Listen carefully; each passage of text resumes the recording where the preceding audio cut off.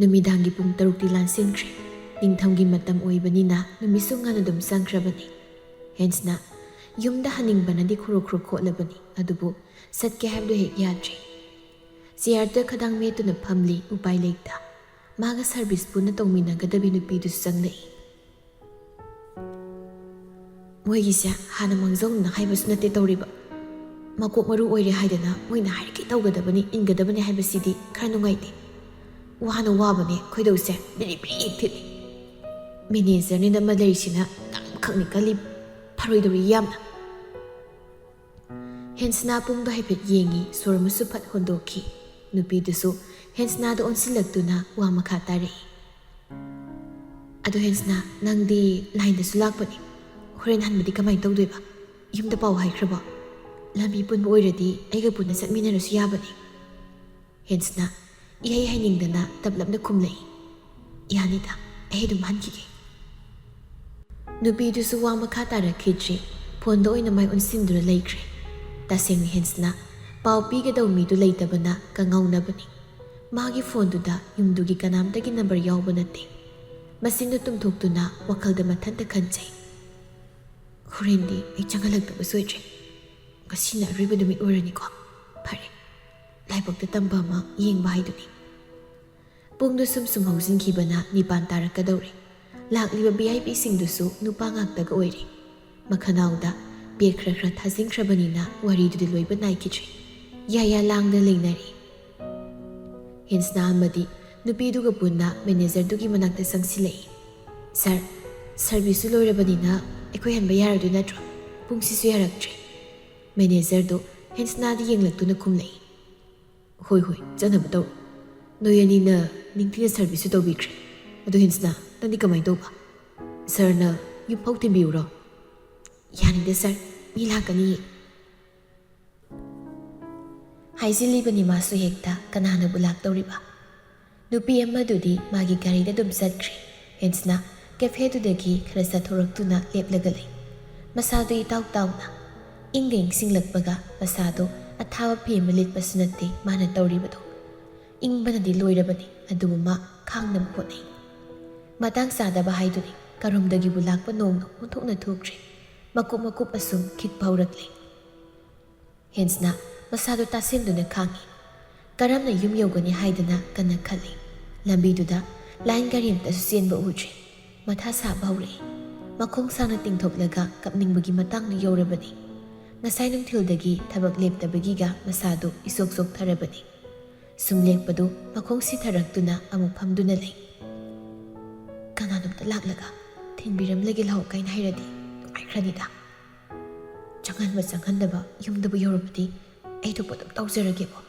tonchida ko biyamadang tonbase masinda tumna murum solingai manager duga nupa amaga thorei hence nana satlamdabudu ubada manager duna sangsilaktuna hanglei haima nungbu lobu laktrabo hence na phamlamdu phuk hawgali au lakani sir nupa amadu sanglai adug hence na da muni yengduna kayogadamnu nangbo hence na khumde manager nupa duna phat hairei hence na ikoi sir siga nang chatminakro nongsiso sumkansilaktori male pungsisu thengzilei nangbu tanbrane sir hence na gi wadu nupa duna marak thajinkri noi sir na harisne sumbani lau ai nang yim phau thinbiramaki nate sir aikoi gi mila en haire sir hoi adum chatbiro hoini la so lambi dum thingnaba yaidana sida sumna thanne pado nungai brani nang lau chanam tawrsi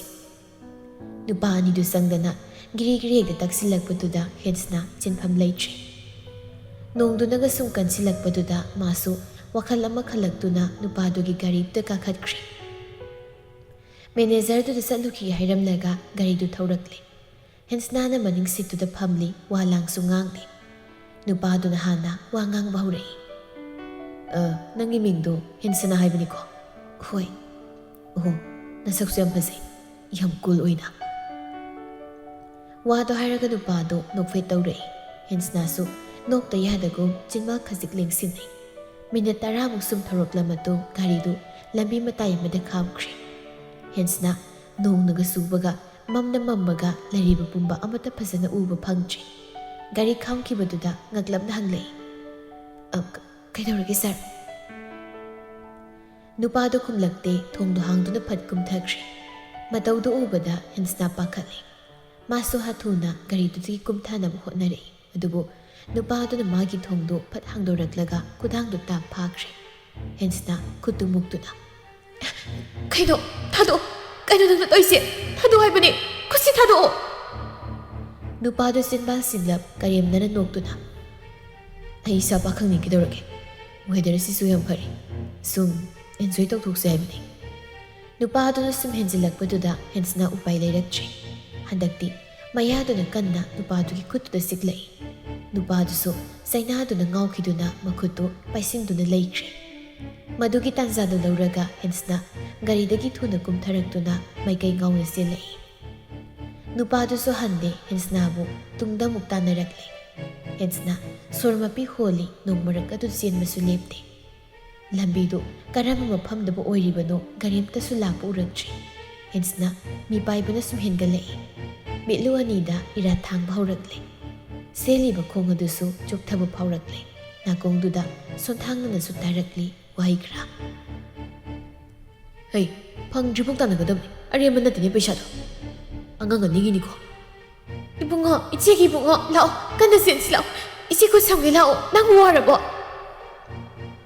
wai sindu tarakpaga loinana mitmangduda urakli saktam kharasu mayekti sengda tungdana nupa kharana tanarakli mangdudana angang nupi masaduna mokpagi khuttubu chena paiduna nongna phudit phunu suri marak aduda kana cheli makhongdo tarambanung amada amuk panduna masado uptu amuk tusili sor thabet honduna haugatnabu hotnai adubu masado sok tharakpana sumhelakpana haugatuna lepa phauba ngamdri mikuptudani magi mangmaktada gari ama khamlakpadu gari gi light tuda mithakladuna makutna maduna amuk khannabu hotnai second kharadi tharokli misak tukum tharakte hensna sutaki gari gi thong hangki bagi makuldo ikui kuida nupado magi mangda leplare hensna sok tharaba mamit aniduna tagup pangduna yengnabu honare sonthangna su itap tapna kaurei sir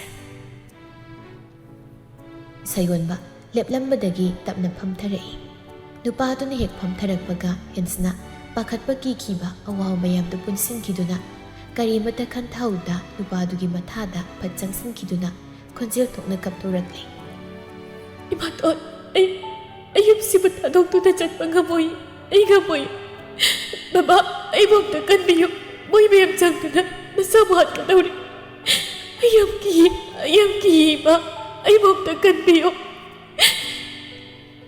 sayon ba swai lawi mihulgi khongjal yang khalai punsigi ahan mo oigani nupi amana adumna magi mathada leiduna thamoi sokna kapsaba adubo hainadi haiduna mikupsidadi nupidubu inthokluba ngamtre thamoi kanbagi matawsu utluba ngamkhijri makhut anidu tapna thangalakduna nupidubu khasik manasu konsinbirai pena kapcharo haibagum masu masi lengde adumak phamni nasai nupidu lairamliba phibam madu he urubada swai laukibani pakhatna so kiba mihuldusu mangtri hensna masilda itattatana solakibani apungo ichegi pungo sayonba mamit anidu lutharai gyan ngawi nupi sigi matawda kasina duktona kapagi matawni uriba kana laizadraba amagum tengthanana kapliba adumna sum leibadi yaroi khalai hensna so kappa lepkhri sordu sangna honduna masa phathari sayonba nupi tudadi yengba hek ngamda khonjel wangdabi tapnairei matamsi thengri janam tawsi khumlakti nupidu sayonbasu masa pumbadu nongna pumlublublabani wahai ahenba hairasu chanapa khumpirak loi khangladuna nupidubu haugatpirai mana ngaklo oibiduna gari khamlibadomda puraktuna kahankre masu karamdaiduda tung onduna lambiduda muni yenglai kana lairibra khana yenglakpani udrabada garida karaklai aduga speed amada thauba hawi yengloye khanbani adubu ngamde mamit aniduna khasik magi nakalda phamliba nupi mangonda yengthamlai Mamay mamit pumna nonglik na pumlublubna masada awa saitheng ama leibagi matauda mamit usinduna tumi leiri nupidudi. Ngangduna ta leiba sinbaldo ngasidi uhay ama phawba kanglakidri. Asum yenglakpada litliba phuritugi ngaksamgi kundamdo tatuna khajik yengba nungaitabagi phibam amada leiramle. Madu he urubada tindo muktang kut yotharaga mamai tuna leithore. Mamitusu amurak anirak phat kupi. Thauramba garidu lambi mataiduda khajik thaijinduna khami aduga litliba kotu lokthokduna nupidugi masada kupsinbirai. Aduga magi phampham lomda masado khajik handorake tawbaga nupiduna makhuttu ta pharakle sayonba chinglawi chapliptuna yenglei. Hensna gyan taba natte tarang amadani man hausik leiriba. Makum mathadi natta haitharik liba nong adugi sahumduda tasing ingba phawbani. Sayonba bisum suklei. Makutu tamna sadokna hotnei adubu oina dum nupiduna chena konduna nungaina tumkre. Mataududa kari somuk tawba ngamdri nupasi. Songlakliba thamoygi mihul adubu phathaba oina sordo amuktang tapna hondorei. Kari matauno nongduso adum hangma kauba leikidri. Hindum kansilakna su tharaklei.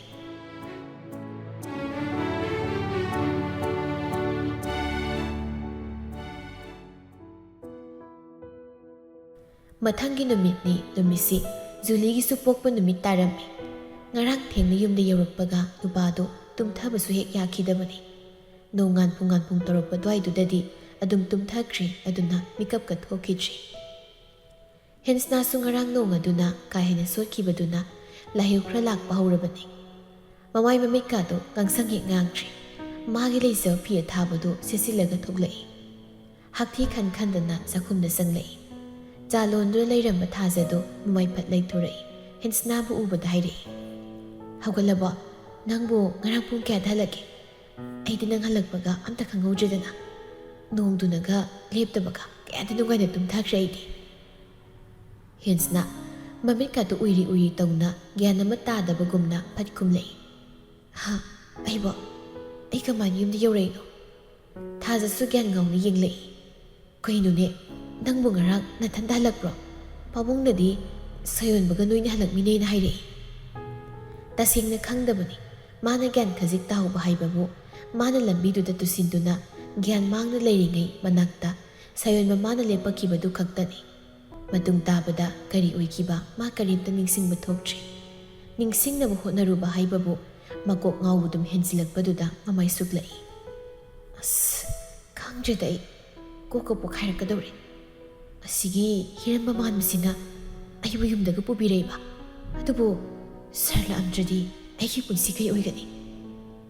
Aiki ipabu uda ai siramganida. Hensna kari sukumlakta mathanta wakal amada mangdu leibadu ubada thaza ngaglapna yenglei. Kaidorage nang namuk mangiduna. Kaisu tawdeda. Adoiche ai isa yam nungaitri. Yardi sakse isina khra thongbiragera. Haima ngasi Juligi birthday tabani. Yardi picnic chatsena aina sayonda haikibani. Nangna sanungaitradi yaw ngamgadra. Ha ai ngamdokdi mate. Ado guli macharaga ngamra yengage. Pare dudi ai decoration khra su tawgada watlibani. Amta loisilukigi nang potharu ko. Thaja thokre hensna su tapna haugatuna sakhumdagi thoraklaga magi kada sanglei. Aduga phamungda kaduna phaijubtuna pakhwang phawba subsillaga hiptuna leikre.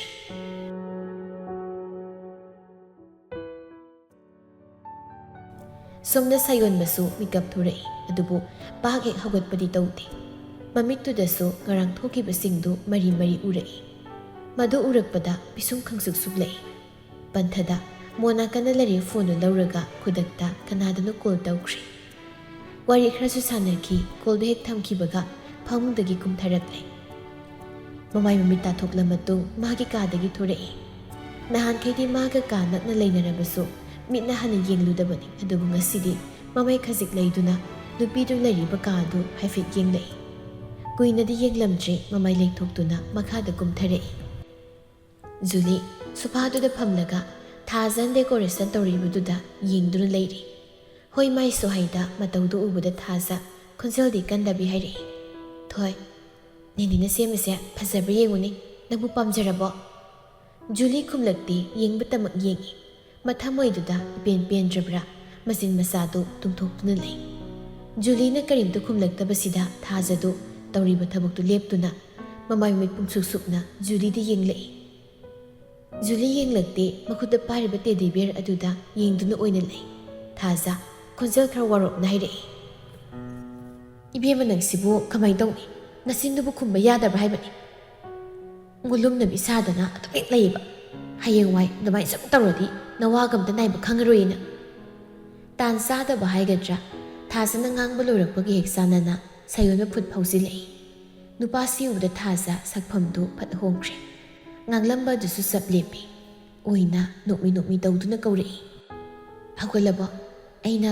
ꯆꯥ ꯂꯣꯟꯕ ꯂꯣꯏꯔꯝꯂꯕꯅꯤ ꯑꯩ ꯄꯨꯔꯛꯎꯔꯥ ꯁꯥꯌꯣꯟꯕ ꯊꯥꯖꯗ ꯑꯃꯨꯛꯇꯪ ꯌꯦꯡꯂꯝꯂꯒ ꯐꯝꯗꯨꯅ ꯂꯩꯔꯤꯕ ꯃꯆꯥꯒꯤ ꯅꯥꯛꯇ ꯆꯪꯁꯤꯟꯗꯨꯅ ꯃꯥꯁꯨ ꯐꯝꯊꯈ꯭ꯔꯦ ꯑꯗꯨꯒ ꯇꯦꯕꯜ ꯃꯊꯛꯇ ꯂꯩꯔꯤꯕ ꯂꯥꯏꯔꯤꯛ ꯃꯆꯥꯗꯨ ꯄꯥꯏꯈꯠꯇꯨꯅ ꯌꯦꯡꯂꯒ ꯑꯣꯏꯅ ꯂꯩꯈ꯭ꯔꯦ ꯃꯇꯧꯗꯨ ꯎꯕꯗ ꯊꯥꯖ ꯄꯥꯈꯠꯂꯤ ꯃꯥꯅ ꯍꯧꯖꯤꯛ ꯍꯥꯏꯈꯤꯕꯁꯤꯡ ꯑꯗꯨ ꯅꯨꯄꯥꯁꯤꯅ ꯇꯥꯈ꯭ꯔꯕ꯭ꯔꯥ ꯖꯥꯠꯂ ꯍꯥꯏꯅ ꯃꯥ ꯈꯜꯂꯛꯏ ꯇꯧꯔꯝꯂꯤ ꯃꯊꯧꯗꯨ ꯐꯠ ꯊꯥꯗꯣꯛꯂꯝꯂꯒ ꯇꯍꯥ ꯅꯨꯄꯥꯗꯨꯒꯤ ꯅꯥꯀꯜꯗ ꯃꯥꯁꯨ ꯐꯝꯊꯩ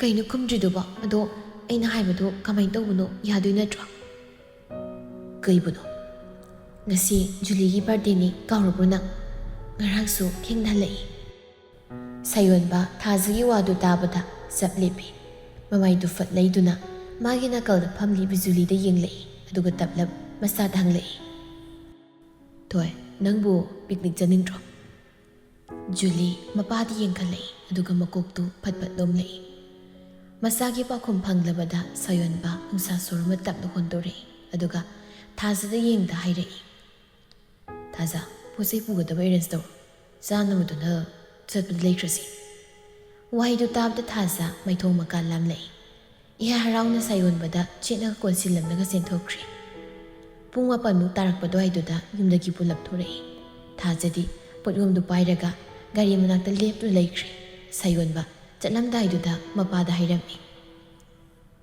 ꯄꯥꯕꯨꯡꯗꯤ ꯆꯠꯂꯔꯣꯏꯗ꯭ꯔꯣ ꯑꯩꯈꯣꯏ ꯊꯣꯔꯕꯅꯤ ꯑꯩ ꯌꯥꯎꯔꯣꯏꯒꯦ ꯅꯈꯣꯏ ꯑꯗꯨꯝ ꯆꯠꯊꯣꯛꯂꯨꯔꯣ ꯁꯪꯒꯥꯕ ꯑꯃꯁꯨ ꯂꯩ ꯊꯥꯏꯅ ꯂꯨꯅ ꯇꯤꯟꯅꯔꯛꯄ ꯃꯔꯨꯞꯀꯤꯅꯤ ꯑꯗꯨꯅ ꯏꯄꯥ ꯆꯠꯇꯕ ꯌꯥꯔꯣꯏꯗꯧꯔꯤ ꯐꯔꯦ ꯑꯗꯨꯗꯤ ꯌꯨꯝꯁꯦ ꯐꯖꯅ ꯂꯣꯏꯁꯤꯟꯕꯤꯔꯝꯃꯨ ꯄꯥꯕꯨꯡꯅ ꯑꯩꯈꯣꯏ ꯆꯠꯅꯕ ꯇꯧꯔꯒꯦ ꯁꯥꯌꯣꯟꯕ ꯖꯨꯂꯤꯕꯨ ꯄꯝꯗꯨꯅ ꯊꯣꯔꯛꯏ ꯑꯗꯨꯒ ꯄꯣꯠ ꯆꯩꯗꯣ ꯍꯥꯞꯆꯤꯜꯂ ꯃꯇꯨꯡ ꯒꯥꯔꯤꯗ ꯀꯥꯈꯠꯀꯦ ꯍꯦꯛ ꯇꯧꯕꯒ ꯀꯔꯤꯅꯣꯃ ꯈꯪꯅꯤꯡ ꯅꯤꯡꯁꯤꯡꯂꯛꯏ ꯃꯥꯅ ꯅꯤꯡꯁꯤꯡꯂꯛꯂꯤꯕꯗꯨ ꯑꯇꯩ ꯀꯅꯥꯁꯨ ꯅꯠꯇꯦ ꯍꯦꯟꯁꯅꯥ ꯃꯥꯕꯨꯅꯤ ꯉꯁꯥꯏ ꯈꯩꯃ ꯈꯟꯖꯤꯟꯕꯤꯔꯨꯗꯕꯅꯤ ꯊꯥꯖꯗ ꯍꯥꯏꯐꯦꯠ ꯌꯦꯡꯂꯛꯇꯨꯅ ꯍꯪꯂꯛꯏ ꯃꯥꯗꯤ ꯀꯩꯗꯧꯔꯦ ꯊꯥꯖ ꯚꯥꯞꯃꯦꯟ ꯑꯃ ꯏꯇꯥ ꯇꯥꯗ ꯌꯦꯡꯂꯛꯂꯒ ꯍꯥ ꯀꯔꯤꯕꯣ ꯁꯥꯌꯣꯟꯕ ꯈꯨꯝꯂꯛꯈꯤꯗ꯭ꯔꯦ ꯑꯗꯨꯕꯨ ꯋꯥꯈꯜꯗꯨꯗꯤ ꯏꯔꯨꯝ ꯂꯨꯝꯊꯔꯕꯅꯤ ꯃꯥꯅ ꯋꯥ ꯍꯦꯟꯅ ꯉꯥꯡꯕ ꯁꯛꯄꯁꯤ ꯇꯟꯕꯒ ꯒꯥꯔꯤꯗ ꯀꯥꯈꯠꯂꯛꯇꯨꯅ ꯊꯧꯗꯣꯛꯇꯨꯅ ꯆꯠꯈ꯭ꯔꯦ